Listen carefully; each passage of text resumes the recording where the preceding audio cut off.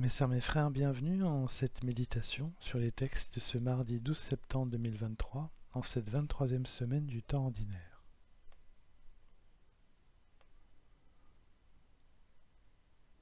Jésus-Christ est Seigneur et Sauveur.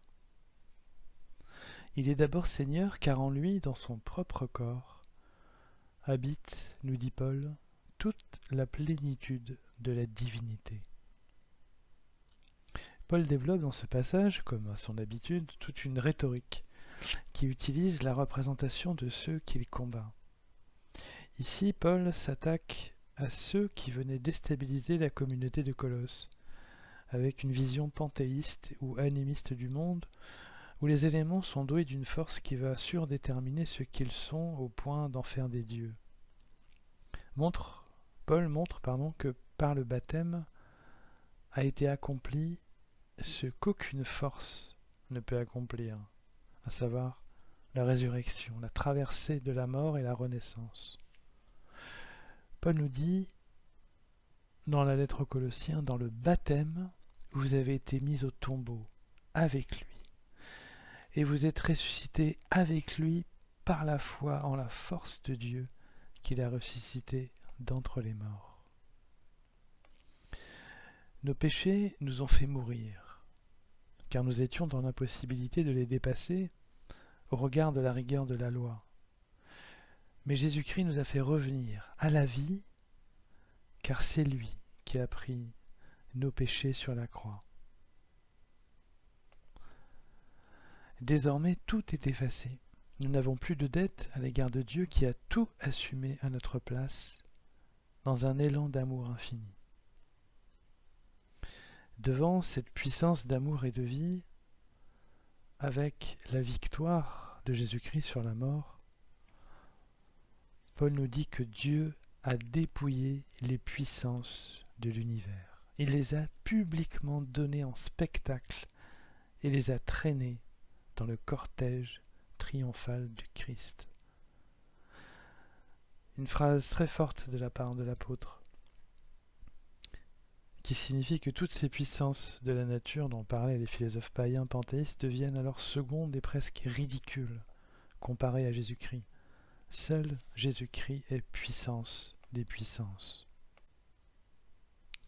C'est ce paradoxe dont nous parlions hier dans la kénose de Dieu qui se dépossède de sa puissance pour mourir à la croix. C'est l'acceptation de la faiblesse qui le rend puissance parmi les puissances, car la motivation de ce renoncement, c'est l'amour. Seul l'amour est ainsi la puissance qui peut absolument tout, au point de pardonner les péchés, de traverser la mort et renaître. Le sens de notre baptême est bien là. C'est l'acceptation de l'amour en nous pour changer de vie et vivre avec cet amour pour Jésus-Christ.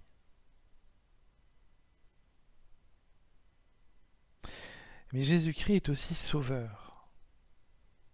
Il pardonne les péchés en les prenant sur lui. Tous les péchés de l'humanité, passés, présents et à venir, et tout ce qui est la conséquence des péchés, à savoir la mort, les maladies, les possessions. Dans l'évangile du jour, une fois les apôtres appelés par Jésus, ils le suivent dans une première mission, qui est de voir le Sauveur guérir les maladies et chasser les esprits impurs. L'Évangile nous dit que la foule, et donc les gens qui étaient en bas de la montagne après l'appel des apôtres, les gens étaient venus l'entendre et se faire guérir de leurs maladies. Ceux qui étaient tourmentés par des esprits impurs retrouvaient la santé. Et toute la foule cherchait à le toucher parce qu'une force sortait de lui et les guérissait tous. Une des premières actions de Jésus devant les apôtres est de montrer que Dieu est sauveur et que ce qu'il donne durant son ministère, il le donnera de manière plus spectaculaire dans la vie éternelle.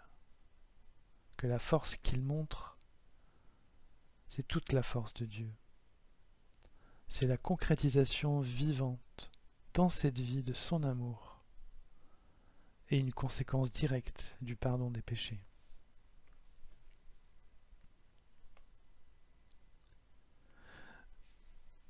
Renaître, c'est retrouver un pouvoir sur notre corps et sur notre vie terrestre. Les prophètes ont espéré cela toute leur vie, de même que les sectes théosophiques ou mystiques qui cherchaient à l'époque à capter les puissances de la nature pour retrouver un pouvoir dans un monde fini sur lequel l'être humain n'a aucune prise. Avec Jésus, Seigneur et ici Sauveur, avec Jésus le Verbe devient action, comme lors de la création du monde. Et c'est seulement avec Jésus, et je vous renvoie au prologue de l'évangile de Jean, que les paroles ont un pouvoir créateur immédiat. Jésus, Verbe Logos, est celui qui nous donne ce pouvoir d'agir sur la matière et sur la pesanteur du corps, comme il l'a fait en organisant l'univers. La lettre aux Hébreux nous dit, c'est un passage que j'aime beaucoup et qui montre toute la force de Jésus-Christ. Il dit, Paul, tu n'as voulu ni sacrifice, ni offrande, mais tu m'as donné un corps. Me voici, je suis pour faire ta volonté. C'est dans la lettre aux Hébreux, au chapitre 10, versets 6 à 10.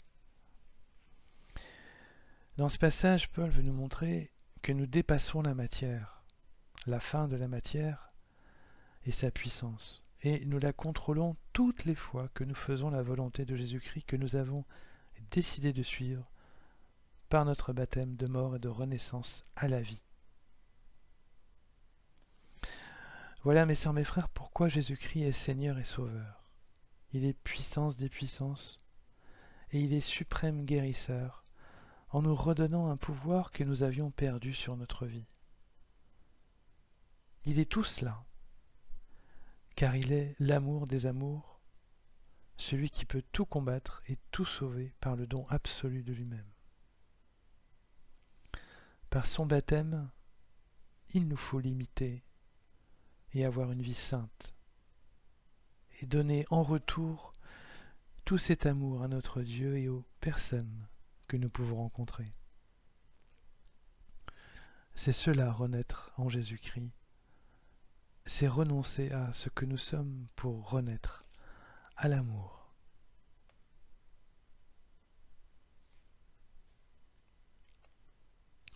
Mes sœurs, mes frères, après cet instant de méditation sur les textes de ce jour consacrés à Jésus-Christ Seigneur et Sauveur, je nous invite à la prière.